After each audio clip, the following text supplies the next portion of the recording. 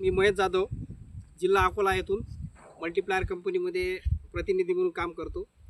आपण आज अकोला जिल्ह्यामध्येच बार्शी टाकळी तालुक्यामधील जे लोहगड गाव आहे, या गावामध्ये एक हळद उत्पादक शेतकरी आहेत आणि प्रगतिशील शेतकरी आहेत. नवीन नवीन प्रोजेक्ट त्यांच्या शेतामध्ये ते करत असतात. असे आपले नाव सर तुमचं सांगा ना. गणेश सीताराम गावंडे, राहणार लोहगड, तालुका बार्शी टाकळी, जिल्हा अकोला.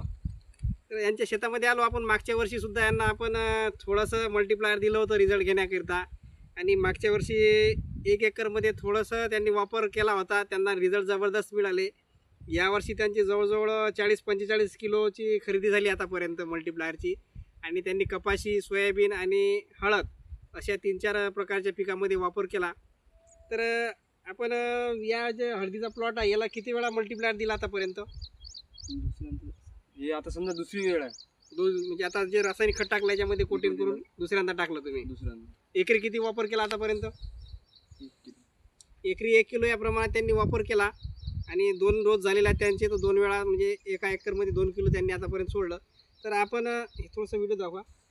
थोडं व्हिडिओमध्ये बघू शकता की यांचे जे पानाची क्वालिटी आहे, ते क्वालिटी एकदम जबरदस्त आहे. नवीन निघणारे पानं चांगले आहेत आणि ग्रीनरी चांगली आहे.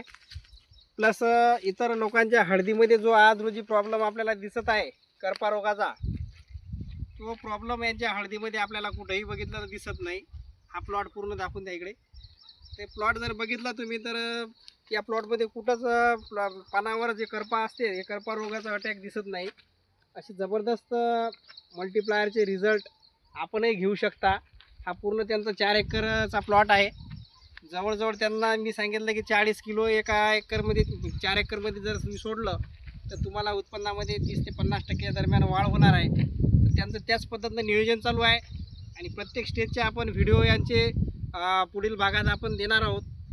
तर तुम्ही बघू शकता मित्रांनो, हळदीची ग्रीनरी, पानाची साईज आणि जाडी, ह्या गोष्टी सध्याच्या पोझिशनला आपल्याला दिसणार आहेत. पुढच्या स्टेजमध्ये फुटव्याची संख्या आपण दाखवणार आहोत, कारण प्रत्येक स्टेजला मल्टीप्लायर हे वेगवेगळ्या क्वालिटीचं आपले रिझल्ट दिसते, आणि आपल्या उत्पन्नामध्ये त्याचे रिझल्ट आपल्याला दिसून येतात. एवढंच सांगण्याकरता आपण हा व्हिडिओ काढला. तर शेतकऱ्यांनी जास्तीत जास्त मल्टीप्लायरचा वापर करून आपला बाकीचा खर्च कमी करून उत्पन्नामध्ये कशी वाढ करून घेता येईल, हा एक बेस धरून जर आपण याचा प्रयोग केला तर शेतकरी खरोखरच फायद्यात जाईल आणि रासायनिक खर्च कमी होईल. धन्यवाद.